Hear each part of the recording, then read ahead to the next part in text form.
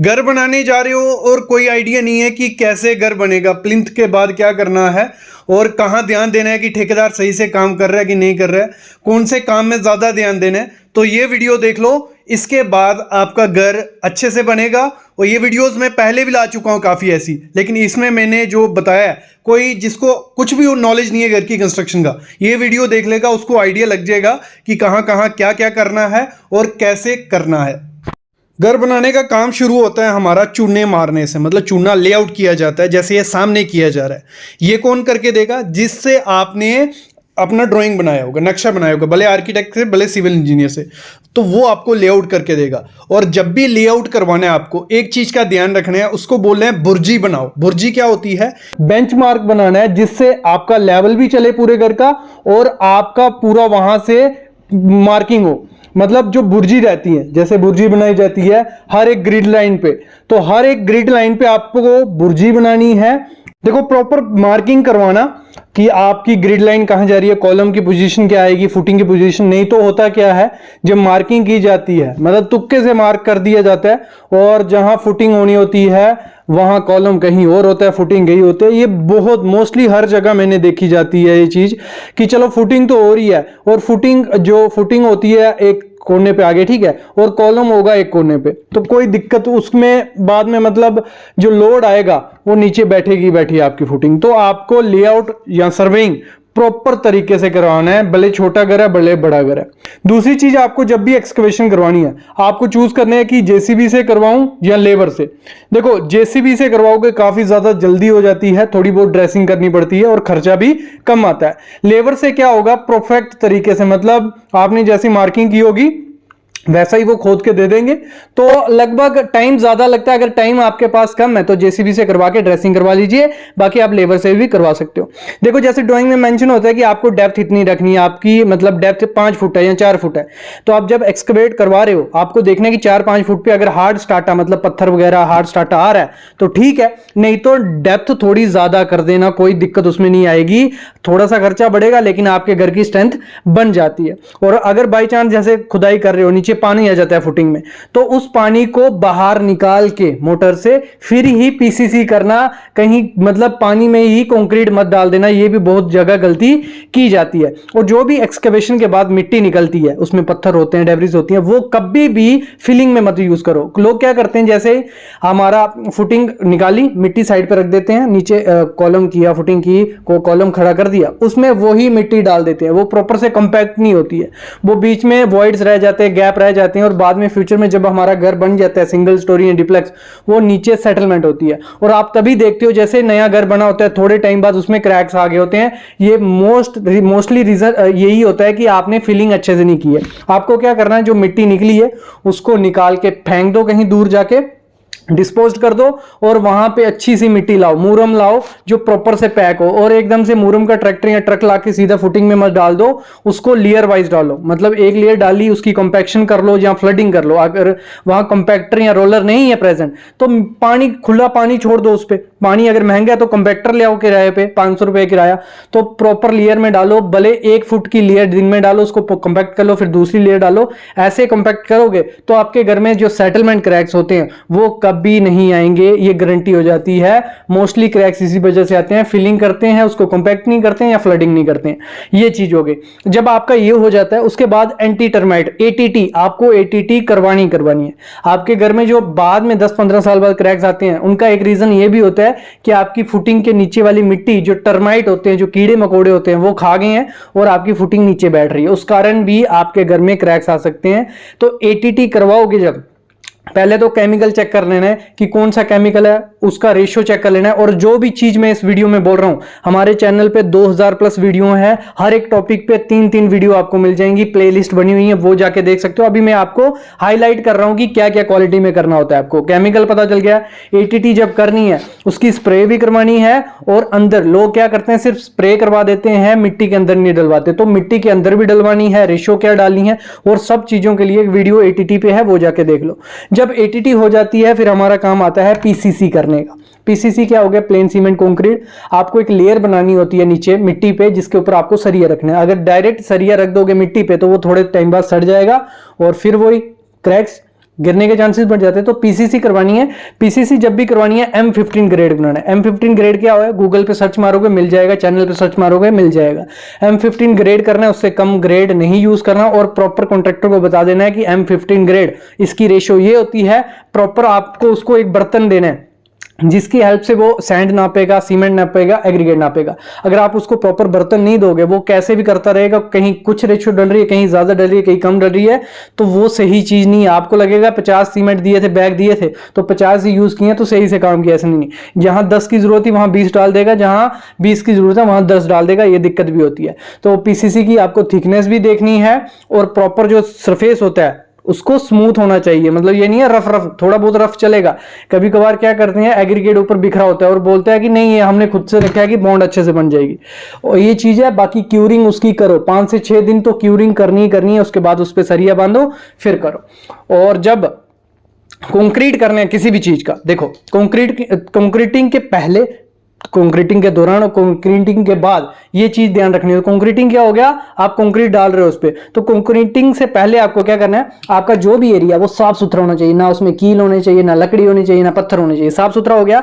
फिर उस पे जो शटरिंग की होगी, भले वो फुटिंग है, भले वो कॉलम है, भले वो स्लैब है, वो शटरिंग में थोड़ा भी गैप नहीं होना चाहिए। अगर थोड़ा भी गैप हुआ, जो आपने सीमेंट कंक्रीट बनाया है उसमें से जो सीमेंट होता है वो स्लरी निकल जाती है, तो कंक्रीट सूखा बचता है। वो बाद में क्या निकलता है, हनीकॉम्ब निकलता है। मतलब देखना होगा आपने, गैप गैप गैप होता है, तो हनीकॉम्ब निकल गया तो वो स्ट्रेंथ वहीं खत्म होगी। तो गैप तो जीरो होना चाहिए। भले उसमें क्या करो, बाजार से ले आओ, फिलर ले आओ, वो फिल कर दो, फोम आती है, कुछ भी करो। और जो सपोर्ट्स आपकी होनी चाहिए, प्रॉपर सपोर्ट्स होनी चाहिए। स्लैब है तो प्रॉपर खड़ी सपोर्ट्स होनी चाहिए। मतलब 600 mm पे अगर सपोर्ट नहीं हुई, जब आप स्लैब डाल रहे होते हो, थोड़ी बहुत सेटलमेंट हुई तो स्लैब में क्रैक्स आ जाएंगे। बाकी में अगर सपोर्ट्स नहीं हुई, प्रॉपर से इंक्लाइन सपोर्ट नहीं हुई, तो क्या होगा, आपका कॉलम टेढ़ा हो सकता है, फुटिंग खुल सकती है। तो अगर खुल गई तो फिर डबल खर्चा होने वाला है। स्टील को पूरा चेक कर लो, भले वो स्लैब का है, मैं पूरा कंक्रीटिंग का बता रहा हूं, भले वो कंक्रीट कहीं भी हो रहा है, बीम में हो रहा है, स्लैब में हो रहा है, सीढ़ी में हो रहा है, तो स्टील चेक कर लो कि क्या प्रॉपर से स्टील बांधा है कि नहीं बांधा है जो चाहिए।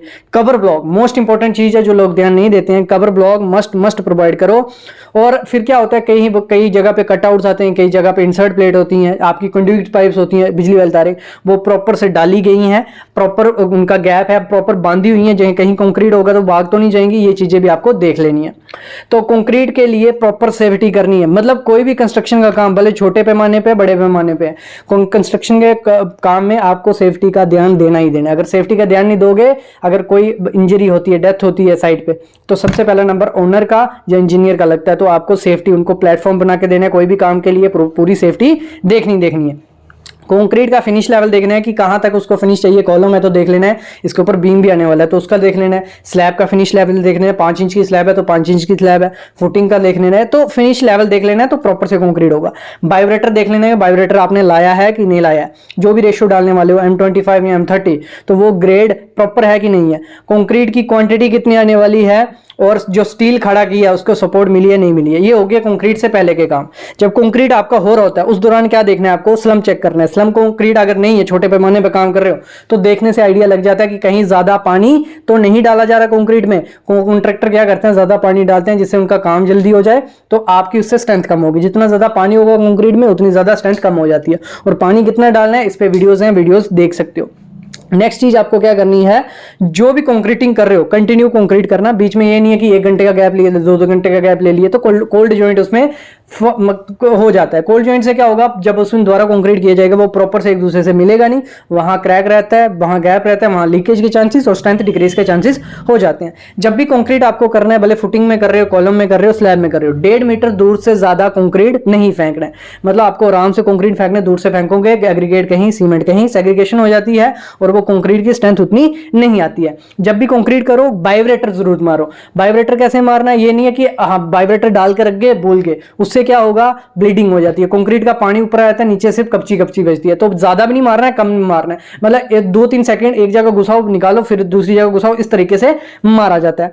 तो कंक्रीट को लेयर में डालना, अगर आपका लगा लो कोई कहीं कॉलम डाल रहे हो तो 3 मीटर हाइट है, तो एकदम से 3 मीटर हाइट का कंक्रीट भर दोगे, उसकी स्ट्रेंथ वैसी नहीं आएगी। तो लेयर में डालो, पहले 400 mm भर लो, फिर थोड़ा 5 मिनट का गैप लो, उसको वाइब्रेट कर लो, फिर दूसरा भरो। ऐसे इस तरीके से आपको भरना है। जब भी इनिशियल सेटिंग टाइम होता है कंक्रीट का, वो पता कर लो कितना है, 30 मिनट है, 35 40 इतना ही रहता है, 30 मिनट से 40 मिनट रहता है। सीमेंट का रहता है, कंक्रीट का नहीं। तो सीमेंट उसमें यूज हो रहा था, कंक्रीट का ही हुआ। तो जब उसमें इनिशियल सेटिंग टाइम आपको पता है, जैसे इनिशियल सेटिंग टाइम हुआ थोड़ा थोड़ा पानी मारना स्टार्ट कर दो कंक्रीट पे। उससे क्या होगा, जो आपके श्रिंकेज क्रैक्स रहते हैं वो उसके चांसेस कम हो जाते हैं। तो क्यूरिंग आपको स्टार्ट कर देनी है। जैसे कंक्रीट हो रहा है आपका, जहां कंस्ट्रक्शन जॉइंट आता है, लगा लो कॉलम है, यहां बंद करना है तो वहां कुछ स्टॉपर लगा के रखो कि कंक्रीट आपका वहां रुक जाए। जब ज्यादा भर जाएगा या कम भरेगा तो तोड़ना पड़ेगा, दोबारा भरना पड़ेगा, तो ये दिक्कत रहती है। तो प्रॉपर मार्किंग कर लेनी है लेवल की। जो भी लेवल रहता है, फिनिशिंग रहता है, ये ध्यान देनी होती है कंक्रीटिंग के दौरान। जैसे ही आपका कंक्रीट खत्म हो जाता है, सबसे पहला काम जैसे मैंने कहा इनिशियल सेटिंग के बाद क्यूरिंग, तराई करना उसकी शुरू कर दो।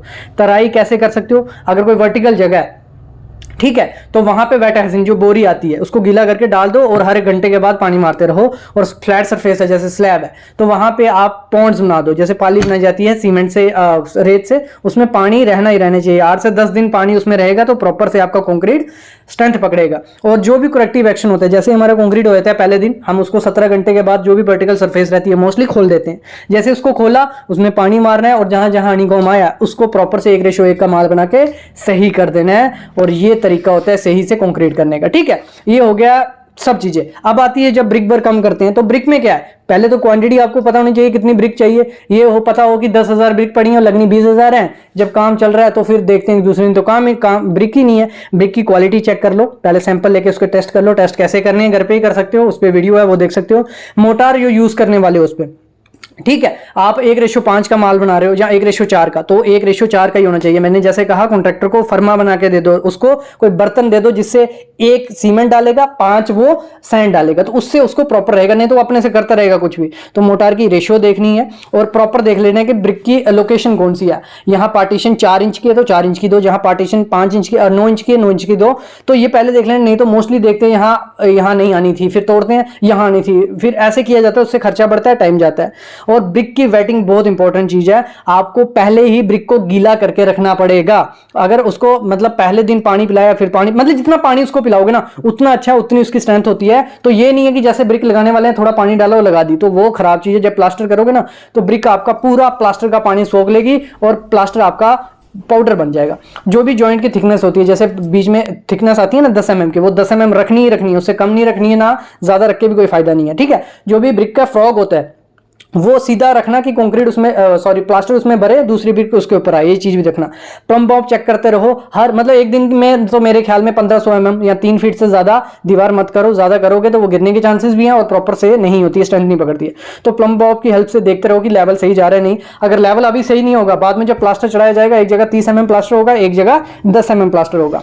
ठीक है, ये चीज भी आपको देखना है। और फिर जो भी साइज है डोर का, डोर कहाँ आना है, कहाँ क्या साइज है वो रख लो, विंडो का साइज, लोकेशन, ये सब चीजें आपको करनी है। और जब आपकी ब्रिक वर्क हो जाती है उसकी 10 दिन तराई करो। 10 दिन तराई की होगी तो स्ट्रेंथ पकड़ेगा, नहीं तो प्लास्टर आपका पाउडर बन जाएगा। पहले देख लेना, जैसे आपने 3 फीट किया, सिल लेवल पहुंच गए, वहां पे आपको कंक्रीट बैंड जो देना होता है वो कंक्रीट बैंड देना ही देना है। लिंटर लेवल कहाँ है, लिंटर लेवल तक ब्रिक वर्क करो। मतलब ब्रिक वर्क के दौरान ये चीजें ध्यान रखनी है।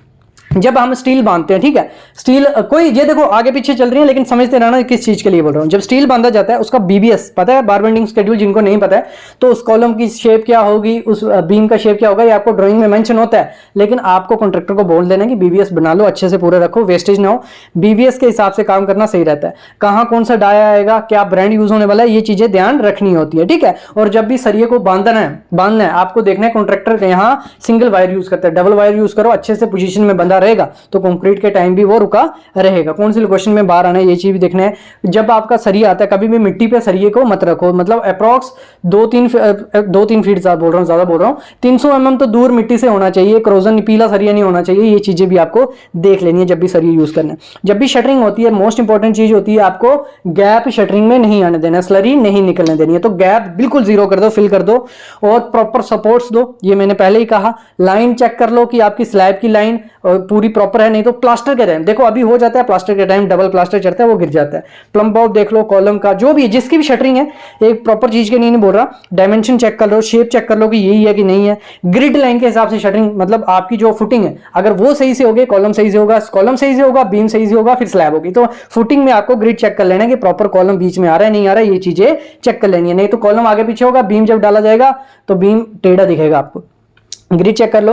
और ये जो भी वायर यूज की जाती है फुटिंग में या कॉलम में, देखो कंक्रीट के अंदर से मतलब शटरिंग के अंदर से बाहर वायर लाई जाती है, और जो वो रास्ता बनता है जब शटरिंग खुल जाती है तो उसी से पानी अंदर घुसता है और आपकी स्ट्रेंथ डिक्रीज होता है, सरिया डिट्रॉइड होता है। ये काम हो गया, ठीक है। ब्रिक हमने कर ली थी, उसके बाद प्लास्टर का काम आता है। जब आपको प्लास्टर करवाना है, सबसे पहले तो क्यूरिंग 10 दिन उसकी होनी चाहिए। दूसरी जो कंडक्ट पाइप डाली जाती है बिजली के लिए, इलेक्ट्रिक वायर्स के लिए, उन कंडक्ट को प्रॉपर से कट करो, डाल दिया। एक लेवल होता है, ब्रिक पे मारा होता है, बुल मार्क भी जो बोला जाता है, बटन मार्क भी बोला जाता है, उस पर वो क्या मारा जाता है, छोटे छोटे मारे जाते हैं जिससे प्लास्टर का लेवल पता चलता है। तो उस लेवल के हिसाब से आपको कंडक्ट पाइप्स डालनी है। जो हमारा सरफेस होता है कंक्रीट का, वहां पे आपको क्या करना है, आपको वहां हाकिंग कर देनी है, रफ कर देना है उस जगह को। तो ये कर देना है, दीवार पे बुल मार्क होना चाहिए, ठीक है। ये सब चीज जब हो जाती है, फिर जो आपने कंडक्ट पाइप डाली होंगी, ठीक है, कंडक्ट पाइप्स को आपको प्रॉपर रेशो बनानी है, 1:3 का माल बना के कंडक्ट पाइप को छुपा देने अंदर, ठीक है। जब छुपा दिया, उसके ऊपर आपको चिकन मैश यूज करनी है और क्यूरिंग करो। जो आपने वो किया होगा ना कंडक्ट पाइप को प्लास्टर छोटा सा, तो उसकी तराई करो 5-6 दिन, ठीक है। जब मोटार जो यूज करनी है प्लास्टर में, वो आपको 30 से 45 मिनट के अंदर कंज्यूम करनी ही करनी है, नहीं तो वो खराब हो जाती है। और जो प्लास्टर करते टाइम नीचे प्लास्टर गिरता है, उसको मत यूज करो, उसमें एक्स्ट्रा सीमेंट डाल के यूज करो। नहीं तो कुछ लोग क्या करते हैं, नीचे से उठाते हैं, वो तो 1 घंटा पुराना भी होगा, पानी डाला लगा दिया, ये खराब चीज है, ठीक है। सीलिंग में सबसे पहले प्लास्टर करो और धीरे धीरे नीचे आते जाओ। नंबर ऑफ कोड्स कितने आएंगे ये मेंशन होना चाहिए, अंदर 1 कोड आना चाहिए, सीलिंग पे 6 mm का होना चाहिए, दीवार पे 12 mm का। तो ये चीजें पता होनी चाहिए। एजेस वगैरह पूरे प्रॉपर से बना लो, नहीं तो दिक्कत आएगी। क्यूरिंग 10 दिन तराई उसकी करनी ही करनी है। फंटी और प्लम बॉब से प्लास्टर चेक करो, नहीं तो जब पेंट वगैरह होगा, पुट्टी होगी, तो वो टेढ़ा सा दिखेगा। ये चीज भी आपको ध्यान देना है। जो भी मतलब जैसे चिकन मैश हमने लगाई, उस पे जब प्लास्टर किया जाएगा, वो प्रॉपर से चिकन मैश बाहर नहीं दिखनी चाहिए। विंडो और डोर का साइज हमेशा देख लेना। फिर जब इलेक्ट्रिक का काम आता है, आपको जब स्लैब में इलेक्ट्रिक की पाइप डालनी है, प्रॉपर वो पाइप जॉइंट एक दूसरे से होना चाहिए। बाद में जब कंक्रीट करने वाला कर देता है, जॉइंट प्रॉपर से आपने किया होगा, निकल जाएगा, और बाद में इलेक्ट्रिक वाला बोलेगा कि आपने तो कंक्रीट वाले ने निकाल दिया, अब क्या करें, बाहर से वायर करिए। मोस्टली हुआ है। तो आपको स्लैब की पूरी ड्राइंग के हिसाब से पंखा कहाँ आना चाहिए, ये वो कर लेना है। नीचे जब आपको फैन की मतलब जो बॉक्सेस रहते हैं, जब हमने जो प्लास्टर से पहले काम किया जाता है इलेक्ट्रिक का अंदर वाला, तो वहां पे बटन मार्क मारे जाएंगे कि इतने लेवल पे हमारा प्लास्टर होगा। तो उस लेवल से अंदर बॉक्स आपके फिक्स होने चाहिए, प्रॉपर से फिक्स करके उनकी क्यूरिंग करो। फिर जो लेवल है, कितने लेवल पे ये स्विच आना चाहिए, ये स्विच आना चाहिए, वो प्रॉपर से पूरा फिक्स होना चाहिए। फिर उसके बाद प्लास्टर करने दो। प्लम्बिंग के टाइम भी आपको क्या करना है, जो पाइप्स अंदर दौड़ाई जाती हैं, ठीक है, उनका चेक कर लो। पानी प्रेशर से जो हाइड्रो टेस्ट किया जाता है, वो टेस्ट नहीं होता है, तो फिर भी पानी खोल के प्रॉपर पानी डाल के देखो कहां से लीकेज हो रहा है, फिर उसके बाद उसके ऊपर प्लास्टर करने देना। जॉइंट टेस्ट कर लिया, फिर कहां प्लम्बिंग की हाइट आएगी, जो भी फिक्सचर्स रहते हैं, सीट कहां आएगी, वॉश बेसिन कहां आएगा, इनका प्रॉपर से पूरा पॉइंट लगा के फिर करो, ठीक है। वाटर प्रूफिंग करवा लो, अगर आपके टॉयलेट बाथरूम की करवानी है वो पहले करवा लेनी है। जब हमारी फ्लोरिंग होती है, फ्लोरिंग का काम आता है, फ्लोरिंग के टाइम लेवल मोस्ट इंपॉर्टेंट चीज होती है। स्लोप कहाँ देनी है, तो जो बेड बनाया जाता है पहले, मतलब टाइल के लिए नीचे सैंड और उसका, तो वो आपको प्रॉपर से देना है। कच्चा प्लास्टर जो फर्श पे किया जाता है, ठीक है, वो देके पूरा देखे। फिर आपको लेवल देख लेने डोर का, कि डोर कहाँ आने वाला है, कितनी स्लोप चाहिए, प्रॉपर से क्लीन एरिया होना चाहिए। टाइल चेक कर लेनी है कौन सी लगानी है। रेशियो मोटार की, जो आप बेड बनाने वाले हो, एडिजिव से लगाने वाले हो, सीमेंट से लगाने वाले हो, ग्रुप टाइलिंग में कितना रखना है, स्लोप वगैरह, ये सब चीजें चेक करके आपको करना है। और जब पेंटिंग का काम आता है, आपको प्लास्टर किए हुए 10 दिन होने चाहिए, प्रॉपर से सूख गया होना चाहिए, दीवार पे कोई मॉइस्चर नहीं होना चाहिए। फिर उसके बाद आप पुट्टी मरवाइए, 2 कोट जो भी है आपके। पुट्टी मराने के बाद जो फ्लोरिंग आपने पहले की है, नीचे मैटिंग वगैरह कर लेना, नहीं तो वो खराब हो जाएगी। पेंट आप प्रॉपर जो भी प्रोपोर्शन से डालना है, कौन सा पेंट करना है, ये चीजें आपको चूज करनी होती है। शेड कौन सा है, कोड कितनी करनी है, तो ये आप पे छोड़ता हूँ। बाकी जब डोर और विंडो आपको लगाने हैं, तो आपको प्रॉपर चेक कर लेना है। जो भी ओपनिंग छोड़ी थी प्लास्टर के टाइम, उनको प्लम बॉब करना है कि प्रॉपर है, नहीं तो लकड़ी जब काट के लगाओगे तो वो टेढ़ी सी दिखेगी, फिर गैप फिल करना पड़ता है, वो खराब दिखता है। तो इस तरीके से बड़ी लंबी वीडियो हो गई है, अभी मैंने ऊपर से बताया ये आपको चीजें, ठीक है, लेकिन थोड़ा तो आपको 10 से 20% आपकी क्वालिटी घर की सही होगी अगर ये चीजें फॉलो करोगे।